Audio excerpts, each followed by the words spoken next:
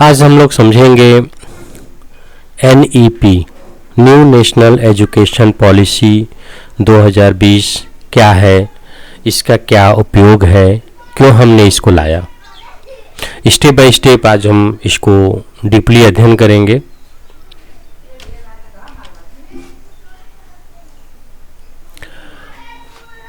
पूर्ववर्ती शिक्षा नीति में परिवर्तन की आवश्यकता क्यों। हमारा पहला क्वेश्चन है यहाँ पर कि पूर्ववर्ती शिक्षा नीति में परिवर्तन की आवश्यकता क्यों हुई, तो उसको हम समझेंगे। यहाँ पर बदलते वैश्विक परिदृश्य में ज्ञान आधारित अर्थव्यवस्था की आवश्यकताओं की पूर्ति करने के लिए मौजूदा शिक्षा प्रणाली में परिवर्तन की आवश्यकता थी। शिक्षा की गुणवत्ता को बढ़ाने, नवाचार और अनुसंधान को बढ़ावा देने के लिए नई शिक्षा नीति की आवश्यकता थी। भारतीय शिक्षण व्यवस्था की वैश्विक स्तर पर पहुंच सुनिश्चित करने के लिए शिक्षा के वैश्विक मानकों को अपनाने के लिए शिक्षा नीति में परिवर्तन की आवश्यकता थी।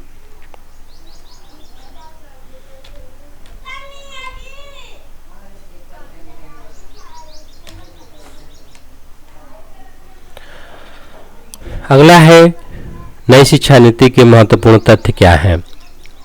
अंतिम राष्ट्रीय शिक्षा नीति 1986 में बनाई गई थी, जिसमें वर्ष 1992 में संशोधन किया गया था। वर्तमान नीति अंतरिक्ष वैज्ञानिक के कस्तूरीरंगन की अध्यक्षता वाली समिति की रिपोर्ट पर आधारित है। नई शिक्षा नीति 2020 के वर्ष 2030 तक सकल नामांकन अनुपात ग्रास इनरोलमेंट रेशियो, जिसे GER भी कहते हैं, को 100% लाने का लक्ष्य रखा गया है। नई शिक्षा नीति के अंतर्गत केंद्र व राज्य सरकार के सहयोग से शिक्षा क्षेत्र पर GDP के 6% हिस्से के सार्वजनिक व्यय का लक्ष्य रखा गया है। नई शिक्षा नीति की घोषणा के साथ ही मानव संसाधन प्रबंधन मंत्रालय का नाम परिवर्तित कर शिक्षा मंत्रालय कर दिया गया है।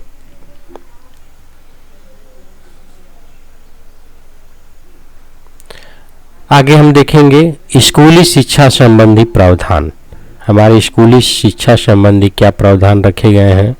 नई शिक्षा नीति में 5, 3, 3, 4 यानी कि 5 + 3 + 3 + 4 डिजाइन वाले शैक्षणिक संरचना का प्रस्ताव किया गया है, जो 3 से 18 वर्ष की आयु वाले बच्चों को शामिल करता है।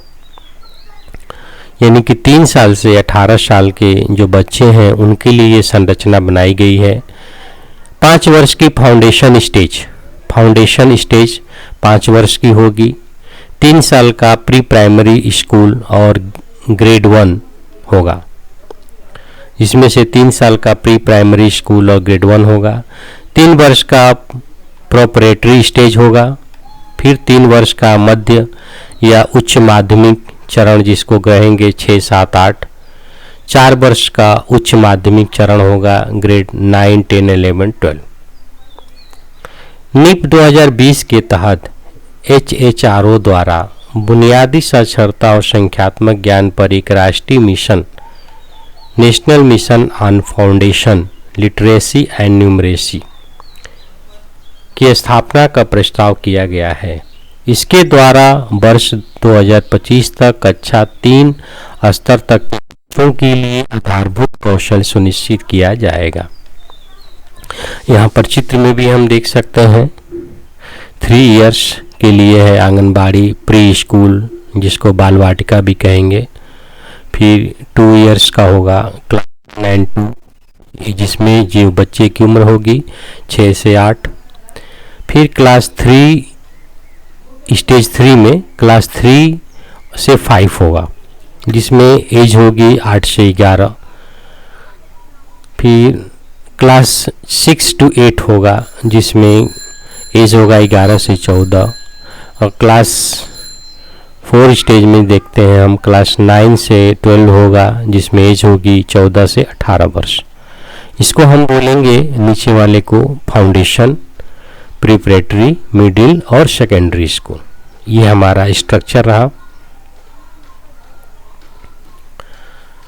अब हम आगे चलेंगे, न्यू नेशनल एजुकेशन पॉलिसी 2020 के बारे में थोड़ा सा डीपली जानेंगे।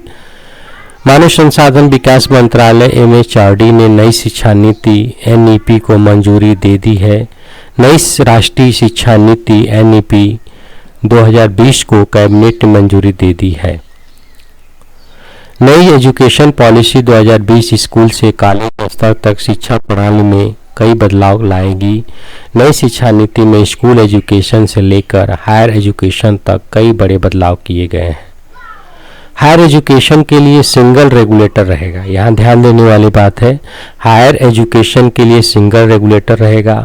लॉ और मेडिकल एजुकेशन को छोड़कर उच्च शिक्षा में 2035 तक 50% GER पहुंचने का लक्ष्य है। ये पाठ्यक्रम क्षेत्रीय भाषाओं में विकसित किए जाएंगे।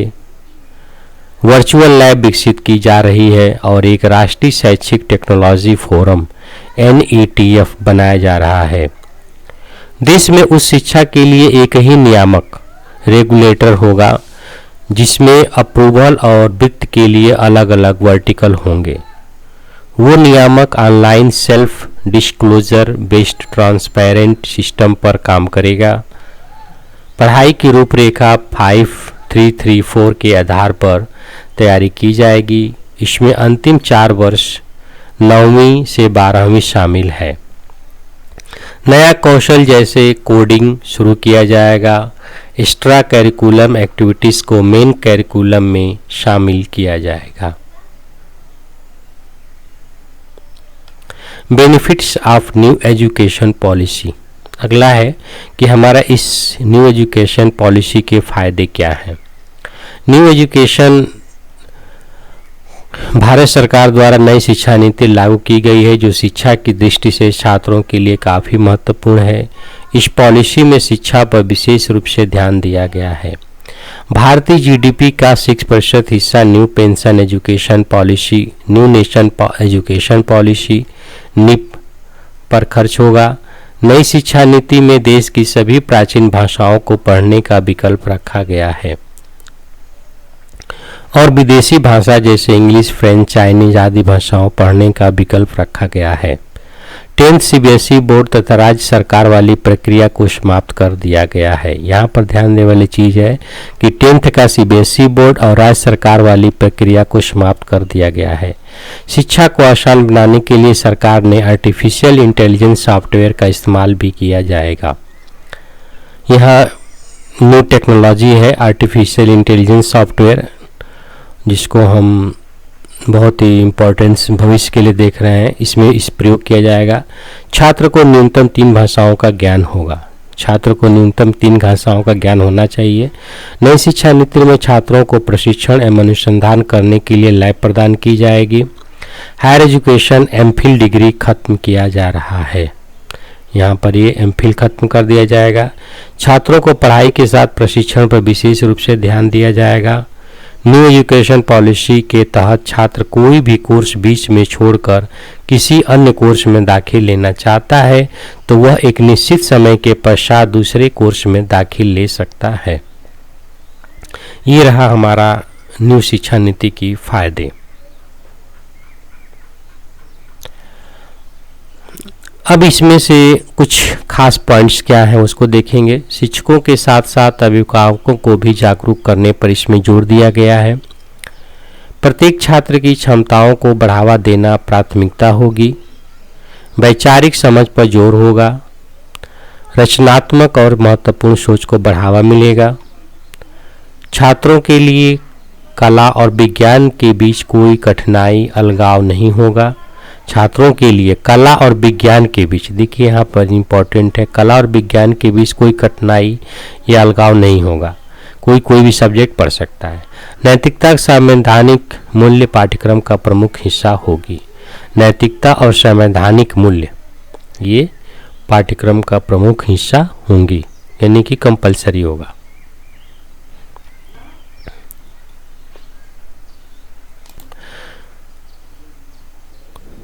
अगला है नई राष्ट्रीय शिक्षा के कुछ और महत्वपूर्ण पहलू को देखेंगे। 2040 तक सभी उच्च शिक्षा संस्थानों को मल्टी सब्जेक्ट इंस्टीट्यूशन बनाना होगा, जिसमें 3000 से अधिक छात्र होंगे 2040 तक।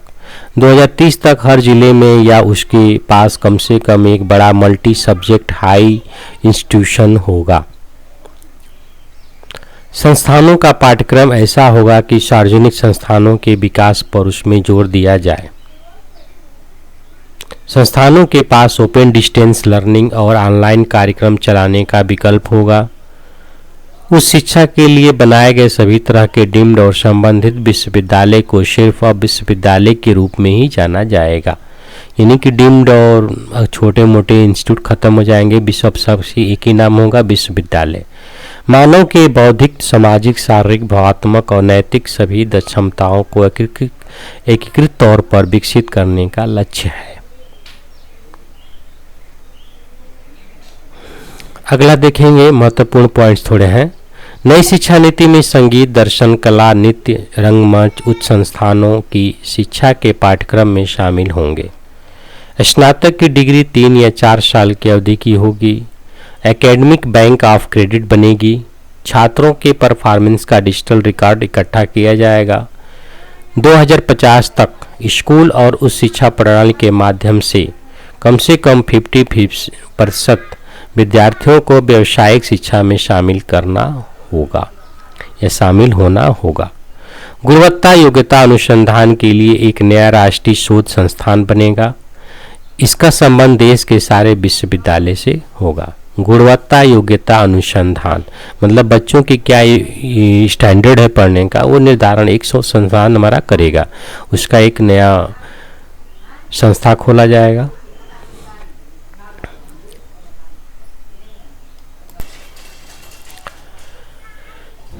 नई शिक्षा नीति को 5334 के रूप में रखा गया है।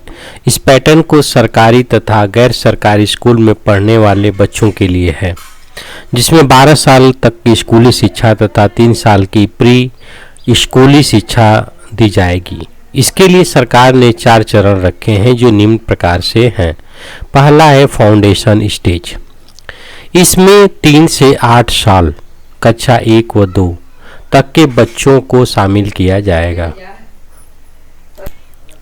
जिसमें 3 साल की प्री स्कूल शिक्षा तथा 2 साल की स्कूली शिक्षा शामिल होगी। फाउंडेशन स्टेज के तहत बच्चों को भाषा, कौशल और शिक्षण विकास की जानकारी दी जाएगी। दूसरा है प्रिपरेटरी स्टेज। प्रिपरेटरी स्टेज में बच्चों को क्षेत्रीय भाषा में पढ़ाया जाएगा। इसके अंतर्गत कक्षा 3 से कक्षा 5 यानी कि 8 साल से लेकर 11 साल तक के बच्चे आएंगे, जिनको भाषा और संख्यात्मक कौशल में विकास करना शिक्षकों का उद्देश्य रहेगा। फिर है मिडिल स्टेज। मिडिल स्टेज में बच्चों को कोडिंग, व्यावसायिक परीक्षण, इंटर्नशिप प्रशिक्षण दिया जाएगा, जो कक्षा 6 से 8 तक के बच्चों के लिए होगा। सेकेंडरी स्टेज में क्या है? इस सेकेंडरी स्टेज में 9 से 12 तक के बच्चों को शामिल किया गया है। इसके अंतर्गत बच्चा अपनी इच्छा अनुसार कोई भी विषय चुन सकता है, जैसे पहले होता था। बच्चे केवल साइंस, कॉमर्स तथा आर्ट स्ट्रीम इनमें से कोई भी एक चुन सकते हैं। साथ ही अब उन्हें और भी ज़्यादा विकल्प मिलेंगे।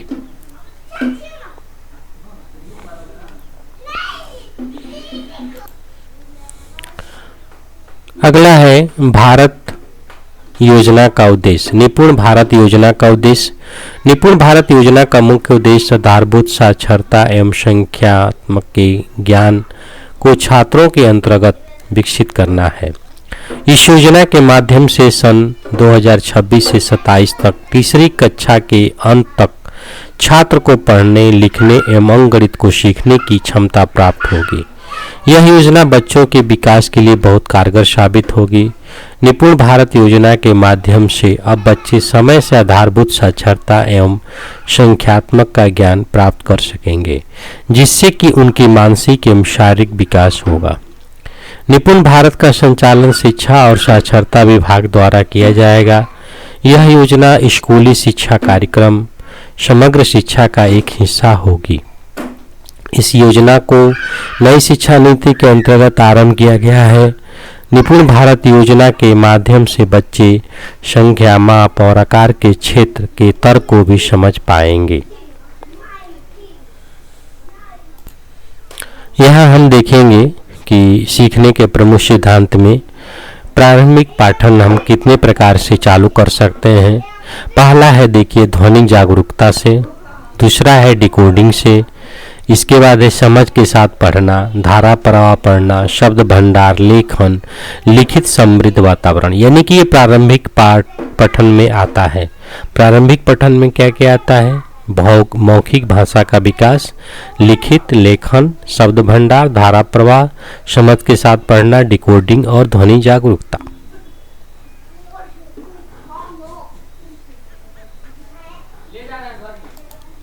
अब हम देखेंगे शिक्षण विधियां एवं क्रियाकलाप।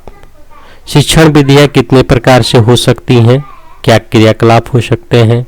कहानी, प्रयोग, भ्रमण, अभिनय, प्रश्न पूछना, वार्तालाप, खेल या गतिविधि, प्रारंभिक साक्षरता या लेखन पूर्व अभ्यास, बाल गीत एवं बाल कविताएं। इतनी जो है ये शिक्षण विधियां हैं। फिर से देखेंगे बाल गीत, कविताएं, कहानी, प्रयोग, भ्रमण, अभिनय, प्रश्न पूछना, वार्तालाप, खेल, आंतरिक व गतिविधि, प्रारंभिक साक्षरता एवं पूर्व अभ्यास। ये सभी क्या है? हमारी सीखने के प्रमुख सिद्धांत।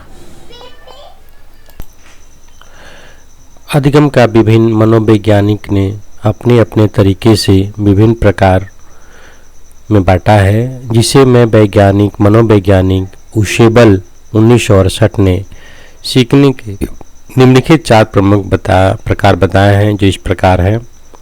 अभिग्रहण सीखना।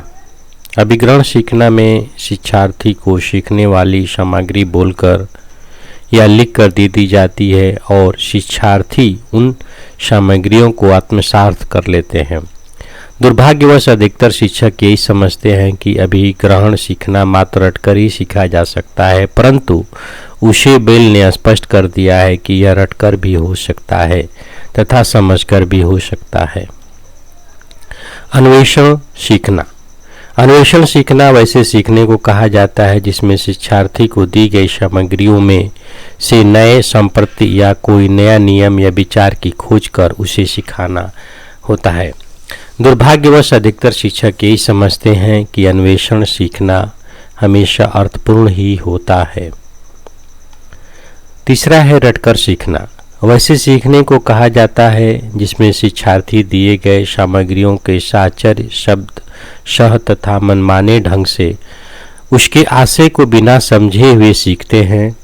निरर्थक पदों को सीखना, शब्द को जोड़े को सीखना इसी श्रेणी के सीखने का उदाहरण है। अर्थपूर्ण सीखना। उशेबेल के अनुसार इस तरह का सीखना शिक्षा के लिए विशेष महत्व रखता है, इसलिए शिक्षकों में विशेष तरह के सीखने पर अधिक बल डाला जाता है। अर्थपूर्ण सीखना वैसी सीखने को कहा जाता है जिसमें सीखने वाली सामग्री के सारतत्व को एक नियम के अनुसार समझकर उसका संबंध गत ज्ञान से जोड़ते हुए सीखा जाता है। अब अगला हमारा एक टॉपिक है, महामारी ने बच्चों के मानसिक स्वास्थ्य को कैसे प्रभावित किया है। बच्चे शारीरिक और मानसिक रूप से बहुत नाजुक होते हैं। किसी प्रकार का तनाव, चिंता या कोई आघात उन्हें गंभीर रूप से प्रभावित कर सकता है, जिसके कारण उन्हें लंबे समय तक इसका प्रभाव झेलना पड़ सकता है। इस महामारी ने बच्चों की समान गतिविधियों को पूरी तरह से बदल दिया है। उनके स्कूल बंद हैं, उनकी शिक्षा ऑनलाइन हो गई है, उनके साथियों या मित्रों के साथ उनकी बातचीत बहुत सीमित हो गई है। इसके अलावा ऐसे भी अनेक बच्चे हैं जिनके माता पिता में एक या दोनों की उनके रिश्तेदारों या उनके देखभाल करने वालों की मृत्यु हुई है। इन सभी कारकों से बच्चों की मानसिक स्थिति प्रभावित हो सकती है, क्योंकि इससे बच्चे भावनात्मक रूप से भरे माहौल से वंचित हो गए हैं, जो सामान्य वृद्धि और विकास के लिए महत्वपूर्ण है। ऐसे दुखी और परेशान बच्चों के साथ बातचीत करते समय आपके सामने आने वाली सबसे बड़ी चुनौती क्या है? वयस्क व्यक्तियों की अपेक्षा बच्चे तनावपूर्ण स्थितियों में अलग तरह से प्रतिक्रिया व्यक्त करते हैं। कुछ बच्चे हठी हो जाते हैं, कुछ अलग थलग हो जाते हैं, कुछ आक्रामक स्वभाव के हो जाते हैं, तो कुछ उदास रहने लगते हैं। इसलिए बच्चों की मानसिक स्थिति को समझना बहुत कठिन है। हम इस सच्चाई को जानते हैं कि आसपास का माहौल बच्चों को भावनाओं या उनकी मन की स्थिति को प्रभावित करता है।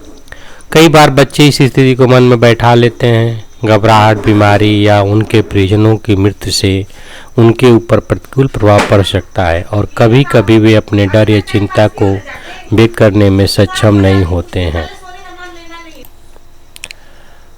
संवेगात्मक विकास को प्रभावित करने वाले कारक। हरलाक के शब्दों में प्रत्येक बालक में संवेदनशीलता की दशा उसके स्वास्थ्य, दिन के समय और वातावरण संबंधी प्रभावों जैसे कारकों पर निर्भर रहने के कारण समय समय पर परिवर्तित होती रहती है। ऊपर लिखित कारकों पर नियंत्रण स्थापित करके ही बालक की संवेदनशीलता को वश में रखा जा सकता है और इस प्रकार उनके संवेगात्मक विकास को निर्देशित किया जाता है। ये कारक कौन से हैं, इनका वर्णन है। जो संवेगात्मक विकास को प्रभावित करने वाले कारक हो सकते हैं: थकान, स्वास्थ्य, मानसिक योग्यता, अभिलाषा, परिवार, माता पिता का दृष्टिकोण, सामाजिक स्थिति, सामाजिक स्वीकृति, निर्धनता, विद्यालय, शिक्षक और अन्य कारक। ये 12 कारक हैं जो प्रभावित करते